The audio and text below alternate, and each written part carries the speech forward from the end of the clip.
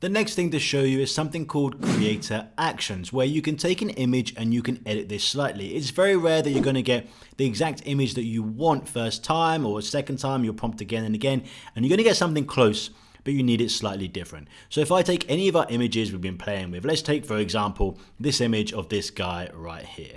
Over here on the right hand side, once I've clicked and got them into full screen here, you can see that there's things that I can download, I can like this, but here are the creator actions. So if you don't see these, by the way, click more options and make sure these are all selected in here.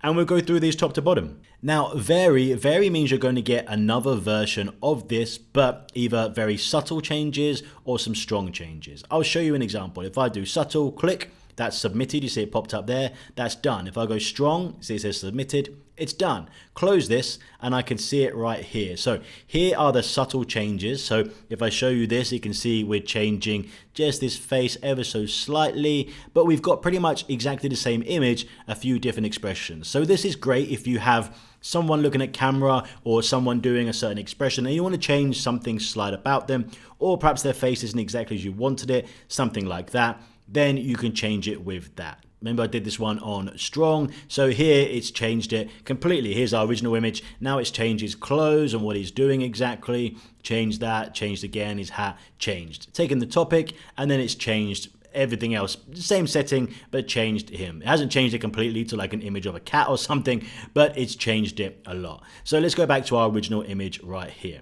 Now, the next one is to upscale. So I can upscale this, meaning this is, I'll download this to compare it. So if I click download right here, and then I can upscale it subtle and upscale it creative. We'll take a look at those and then I'll download and I'll show you the size difference. Once you've done upscale, it's only going to give you one. You don't need obviously 4 versions. You've told it, I want this image, I want it in a better quality.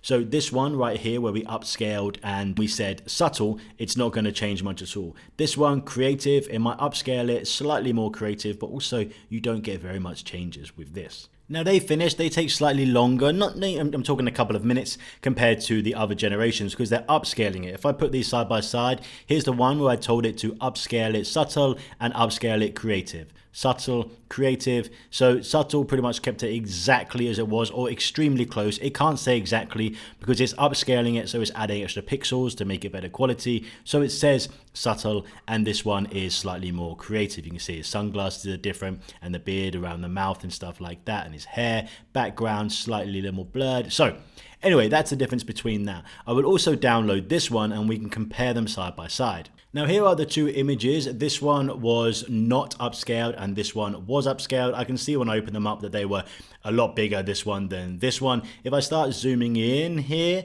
let's go like that much, and then this one, let's do exactly the same. We can just see, look at the sharpness. There's still some, oh, I've actually gone in one too many, I think, on this, yeah. So we can see the sharpness in the lines here, definitely more pixelated here. Look, a lot more crisp around the beard, a lot less crisp around the beard. So upscaling does that. If you're doing things like turning this to video, or you should definitely upscale if you're going to use the images on a website or publish them or whatever it is you plan to do, that's the quality difference that you get when you upscale them.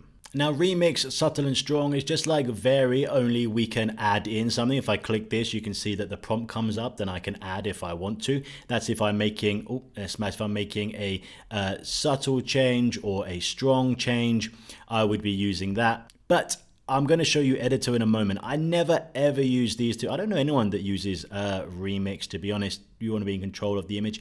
And you can do better controls when we're doing editor right here, which I'll show you in a moment. So let's mix it up a little bit now. To continue on, let's come into the editor for this image right here. So remix, subtle, strong. I don't know why you would ever need that. I've never used it. I use editor, you get a lot more control. Perhaps there's a reason you need to. So down here on pan and zoom, I can show you these. If I hit left, right, up, down, you see it submitting every time. Also zoom 1.5, zoom 2, and let me show you what they do. Here we are, we see when I just panned left first, let's get a little gap over here on the left, added some more of the shot, continued it, right, did exactly the same to move them over. up and down. Obviously it's changed the aspect ratio because it finished right here, so it's added more like there. We can change that later if you needed to.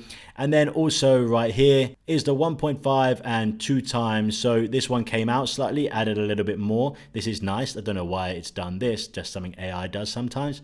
And then we came out twice, really nice. Oh, that's really cool, where it's got that real depth right there. Really nice.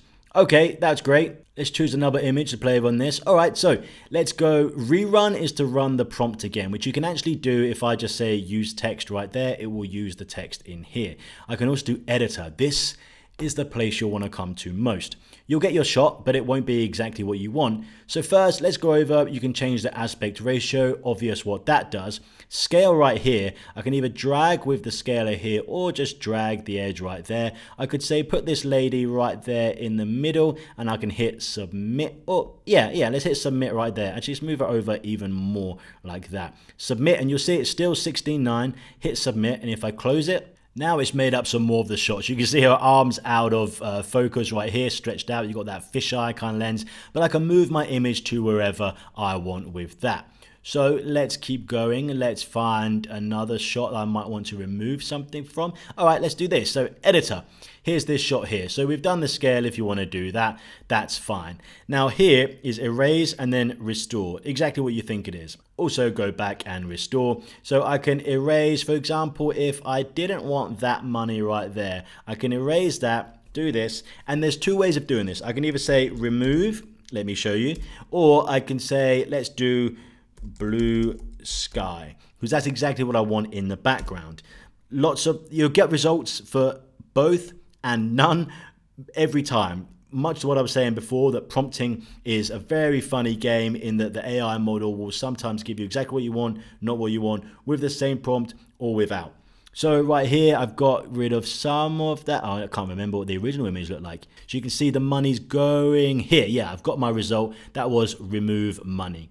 But I've also got the result right here, which is remove money again. And then the bills. Oh, that's showing up here, but removing on this one for remove bills. So you just play with that. You can also do other things, like if I wanted to do editor, you saw me in the very first lecture doing a quick win where I changed hair color. So I could just go like this, like that. Let's remove this bit and let's go yellow hair, and I could change that. Submit.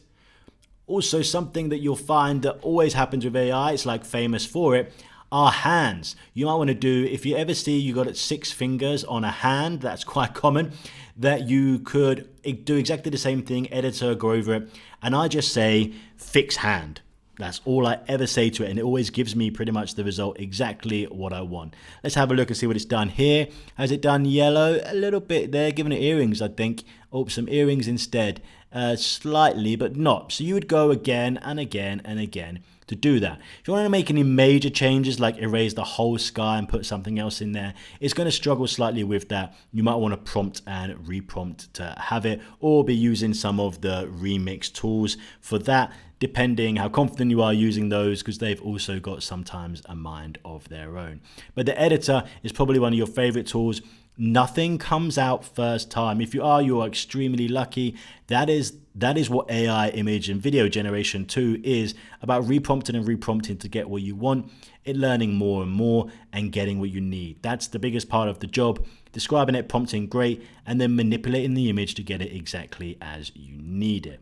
So the last thing left on here are image, style, and prompt, which I'm actually going to go to in a whole new lecture on the next section, because it's how you can get sort of the same image style or the same image or the same character each time, which is very important if you are doing something like a video or a story, or need the same person on things, or want to duplicate yourself into multiple places, stuff like this. And to get the same style for an image, maybe you've got an image online, you want to copy the style. It's really important. I'll cover this bit in the very next lecture.